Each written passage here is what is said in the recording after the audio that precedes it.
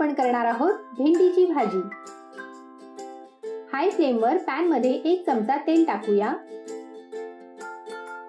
तेल तापलं की त्यात 5 ते 6 ठेचलेल्या लसणाच्या पाकळ्या आणि 2 चिरलेल्या मिरच्या टाकूया।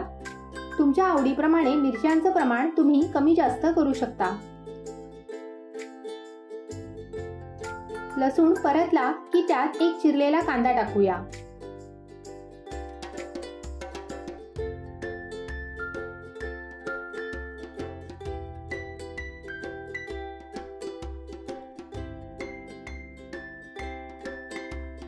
कांदा परतला गेला आहे, त्यात 1 चिरलेला टोमॅटो टाकूया।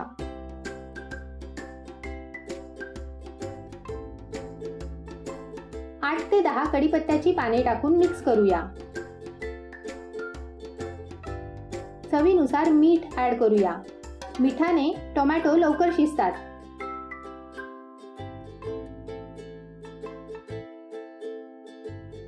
झाकण लावून टोमॅटो मऊ होईपर्यंत शिजवूया। टोमॅटो मऊ झालेले आहे, त्यात थोडी कोथिंबीर आणि पाव किलो चिरलेली भेंडी टाकूया। भेंडी धुवून पुसून मगच कापा। नीट मिक्स करूया। पाव चमचा हळद टाकून नीट मिक्स करूया।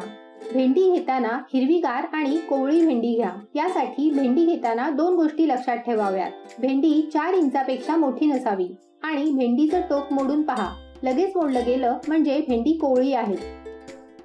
झाकण लावून 3 मिनिटं शिजवून घेऊया। झाकणामुळे जर पाणी भेंडीत पडणार असेल तर झाकण थोडं ओपन ठेवून शिजवा। ह्या झाकणाचं पाणी भाजीत पडत नाही, म्हणून मी पूर्ण झाकण लावत आहे। भेंडीच्या भाजीत पाणी पडलं तर भाजी चिकट होते। 3 मिनिटं झालेली आहेत। भाजी परतवून पुन्हा झाकण लावून 3 मिनिटं शिजवूया।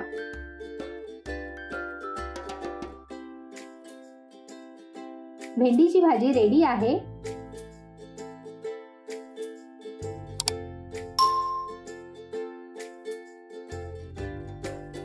कोथिंबीर टाकून मिक्स करूया। ही भाजी खूप टेस्टी लागते। नक्की ट्राय करा आणि कशी झाली होती हे कमेंट करून सांगायला विसरू नका। तुम्हाला जर ही रेसिपी आवडली असेल तर चॅनलला सबस्क्राईब जरूर करा।